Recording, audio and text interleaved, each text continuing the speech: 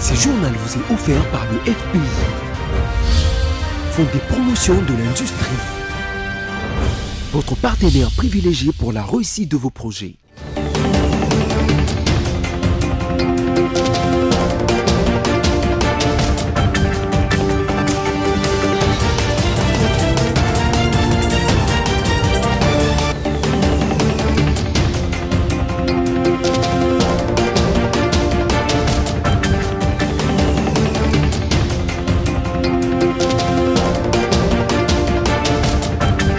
Nouvelle semaine, nouveaux défis, bien évidemment nouvelle session d'information sur BC Télévision. Madame, Monsieur, bonsoir et bienvenue. Voici tout de suite les titres. Le ministre d'État en charge du budget, Aimé Boji, est visé par une motion de défiance initiée par le député national Willy Michiki. Au moins 53 députés ont posé leur signature sur ce document. Quelle solution pour les inondations à répétition après les pluies diluviennes qui s'abattent en République démocratique du Congo, plus particulièrement à Kinshasa, la capitale? Vous aurez des réponses dans cette édition.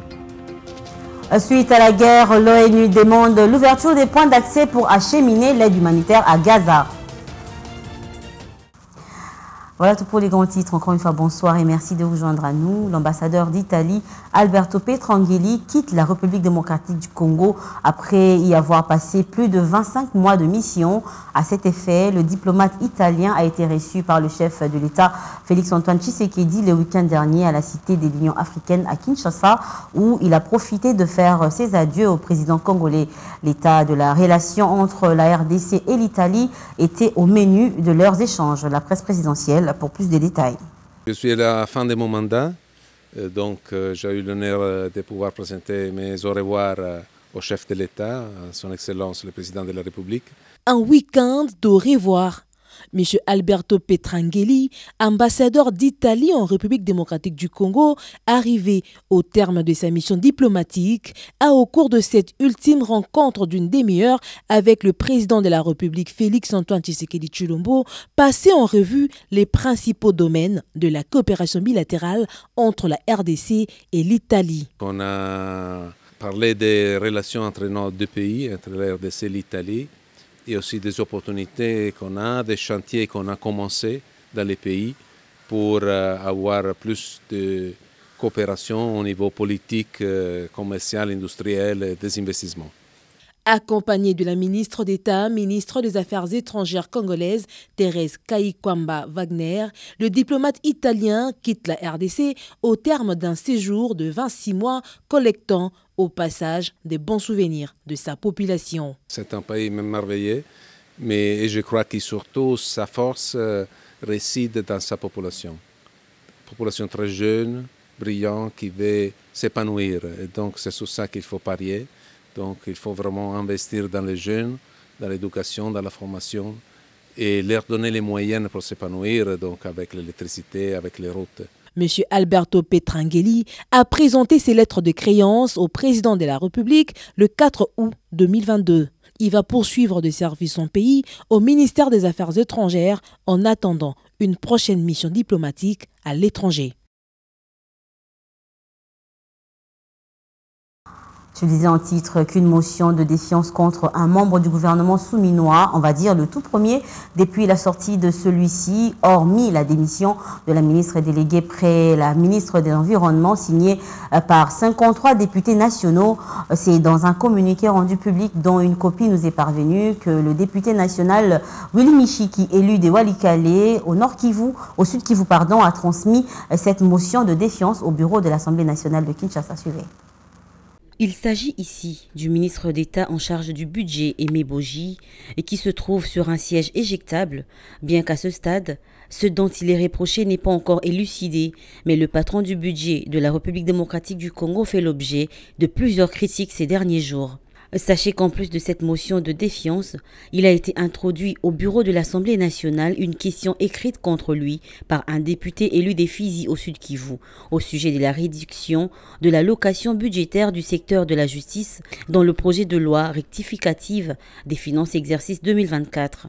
Rappelez-vous qu'en 2023, Le député national Christian Mwando lui avait reproché que plus de 50% des dépenses du budget ont été exécutées par des simples lettres dans le grand mépris de la chaîne de la dépense, une autre situation qui lui mettait dans une mauvaise posture. C'était lors de l'examen en plénière du projet de loi de reddition des comptes 2023. Aurait-il des moyens de défense? Wait and see. Après 2 mois sans cours dans les écoles primaires publiques, Vital Kamerhe obtient finalement la suspension de la grève des enseignants après un échange avec quelques membres de leur syndicat dirigé par Cécile Chiombo. Juliette Fika nous en dit plus.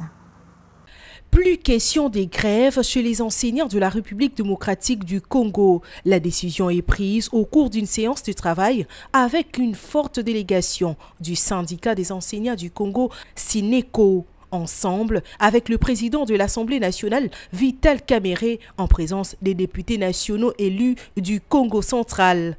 Sur la même table, les échanges ont tourné autour de la révalorisation de la question de l'enseignant congolais qui fait face aux multiples problèmes, notamment et surtout financiers, a renseigné Cécile Chiombo, secrétaire générale de cette structure. L'honorable président Vital Kamerhe a compris facilement ce qui se passe à travers le système éducatif congolais. Il prend la question en charge et renvoie à l'ECOFIN ensemble avec les syndicats qui va devoir envoyer des délégués pour qu'ils puissent en discuter aux enseignants qui se retrouvent en grève. Aujourd'hui, nous avons une réponse qui nous fait plaisir afin que tous nous puissions regagner l'école. Sur toute l'étendue de la République, nous acceptons de poser nos armes puisque la réponse qui est arrivée est une réponse que nous considérons être fidèle. Pour rappel, les enseignants des écoles primaires de presque toutes les écoles publiques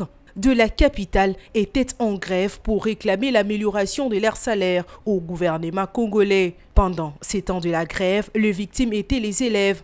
Cette grève a entraîné un grand retard de ces écoliers par rapport aux autres car le cours s'est dispensé normalement dans certains établissements privés qui ont repris d'ailleurs depuis le 4 septembre 2024. Chose qui a amené certains Congolais d'aller jusqu'à penser à une année scolaire blanche. Pour mettre fin à tout ceci, dans les jours à venir, Vital Kamerhe a appelé les SYNECO à désigner les experts qui vont travailler avec la Commission économique et financière de l'Assemblée nationale dans l'examen approfondi du projet de loi de finances 2025. Les pacificateurs a soulevé en outre le fait que le budget réservé à l'éducation doit désormais être élaboré en tenant compte des propositions faites par les experts de ces secteurs et en associant les syndicats des enseignants du Congo. Présentation du rapport sur la paye du mois d'octobre 2024, le vice-premier ministre, ministre de la fonction publique Jean-Pierre Liaou a échangé avec une délégation composée du président ad intérim du comité de suivi de la paye des fonctionnaires et le président de l'intersyndicale nationale de l'administration publique. Il est noté dans ce rapport un retard sur la paye de ce mois suite aux multiples opérations. Regardez. Jean-Pierre Liaou, vice-premier ministre, ministre de la fonction publique, a échangé avec le président AU du comité de suivi de la paye des fonctionnaires, l'ordonnateur délégué du gouvernement, ainsi que le président de l'intersyndicale nationale de l'administration publique venu présenter les rapports sur l'évolution de la préparation de la paye des agents publics de l'État dès ces mois. Il ressort de ces rapports que la paye du mois d'octobre 2024 interviendra avec un léger retard suite aux multiples opérations liées à l'intégration des agents mécanisés dans les systèmes. Nous nous sommes dit, est-ce que c'est important de faire une paye complémentaire pour les ajustements, pour l'application de la grille barémique, etc. On a dit non, on accepte un petit retard qui serait 10 jours, 11 jours maximum, ok, au lieu de mettre les fonctionnaires dans une situation où ils seront appelés à suivre les compléments de leur rémunération.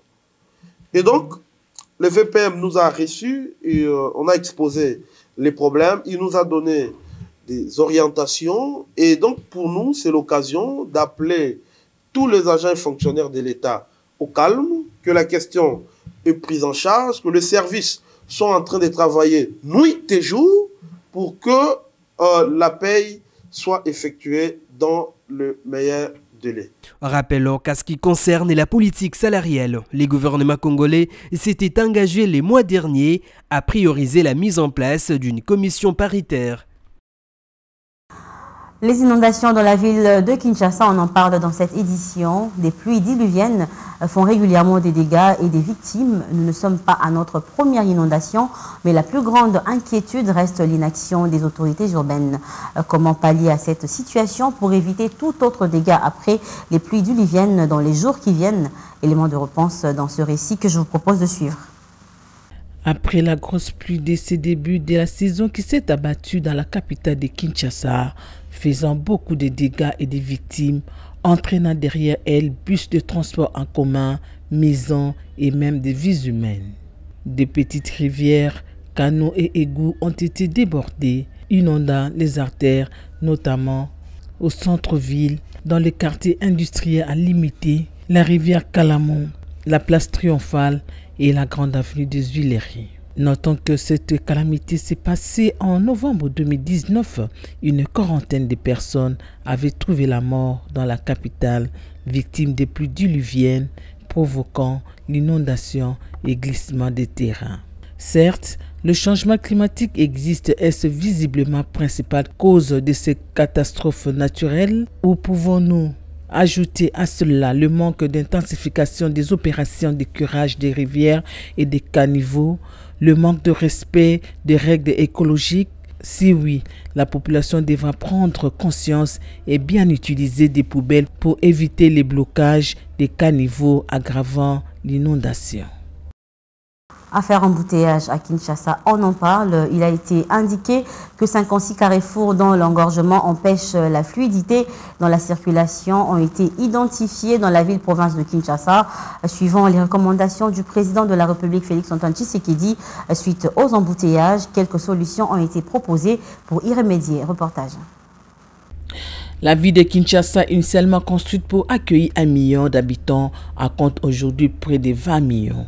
En effet, depuis plusieurs années, cette dernière est confrontée à des embouteillages monstres qui paralysent la circulation. Si certains pointent du doigt l'indiscipline des conducteurs, l'abandon de la police congolaise routière, d'autres accusent l'État. Notons que ce cri d'alarme est parvenu aux oreilles de l'autorité suprême qui a recommandé au ministère des tutelles qu'une solution soit trouvée à la hâte. Et 56 carrefours ont été identifiés dont l'engorgement empêche la fluidité de la circulation. Pour remédier à cela, des mesures ont été proposées telles que la présence de policiers dans différentes intersections, l'aménagement de routes à sens unique en fonction de l'affluence des véhicules sur les principales artères et la mise en place d'une circulation alternée. Et qu'en est-il des projets visant à relancer le chemin de fer? La question reste à poser. Et en dehors de nos frontières, la situation humanitaire à Gaza est catastrophique. Au moins 42 603 Palestiniens, majoritairement des civils, ont été tués jusqu'à présent dans l'offensive israélienne menée en représailles dans la bande de Gaza, selon les données du ministère de la Santé du gouvernement du Hamas, jugées fiables par l'Organisation des Nations Unies. Les détails avec nos confrères de France 24. Des patients traités à même le sol, d'autres qui attendent depuis des heures. Un bombardement israélien samedi aurait fait 87 morts ou disparus dans la ville et environ 40 autres blessés selon le ministère palestinien de la Santé contrôlé par le Hamas.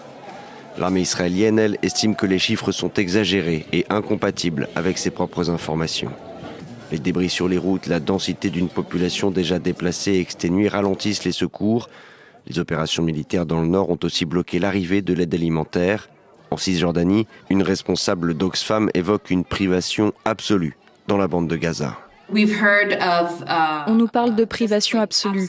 La nourriture n'arrive plus. Un de mes collègues, la semaine dernière, tout ce qu'il avait à un moment donné, c'était du pain et 2 boîtes de petits pois pour 10 membres de sa famille. L'ONG qui lutte contre la pauvreté dit avoir perdu 6 travailleurs engagés dans des organisations partenaires dans la bande de Gaza la semaine dernière, mais les détails ne sont pas tous éclaircis. Le problème, c'est qu'il n'y a plus de communication dans le Nord. J'ai appelé mes collègues qui sont dans la ville de Gaza pour leur demander ce qui se passe dans le Nord et personne n'a de communication avec le Nord. D'autres ONG déplorent des victimes. Près de 300 travailleurs humanitaires ont été tués à Gaza, dont 7 membres des équipes de Médecins sans frontières. Voilà tout pour ce soir, mais pour vous qui venez à peine de vous joindre à nous, voici l'essentiel à retenir. Le ministre d'État en charge du budget, Aimé Boji, est visé par une motion de défiance initiée par le député national Willy Michiki. Au moins 53 députés ont posé leur signature sur ce document. Quelle solution pour les inondations à répétition après les pluies diluviennes qui s'abattent en République démocratique du Congo, mais plus particulièrement à Kinshasa? Dans ce journal, vous avez suivi quelques réponses quant à ce. Suite à la guerre, l'ONU demande l'ouverture des points d'accès pour acheminer l'aide humanitaire à Gaza. C'était là l'essentiel de l'actualité de ce lundi. Merci, madame, monsieur, de nous avoir suivis. Restez branchés au programme de BSC Télévision. Quant à nous, on se retrouve prochainement et ça sera avec le même plaisir. Au revoir.